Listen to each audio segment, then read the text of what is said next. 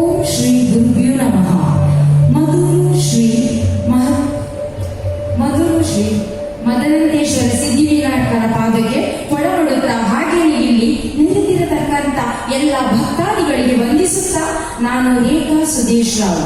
ಮನಃಶಾಂತಿಗಾಗಿ ಹಾಡು ಎಂಬ ವಿನೂತನ ಸಂಕಲ್ಪವನ್ನಿಟ್ಟುಕೊಂಡ ತಂಡ ನಿರಂತರ 12 ಗಂಟೆಗಳ ಕಾಲ ಕನ್ನಡದ ಗೀತೆಗಳನ್ನು ಹಾಡಿ 2 ವಿಶ್ವ ದಾಖಲೆಯನ್ನು ನಿರ್ಮಿಸಿರುತ್ತದೆ. ಇದೀಗ ಅದೇ ತಂಡದ 3 ಗಾಯಕರು ಈ ವೇದಿಕೆಯಲ್ಲಿ ಭಕ್ತಿ ಗೀತೆಗಳನ್ನು ಸಾದರಪಡಿಸಲಿದ್ದಾರೆ.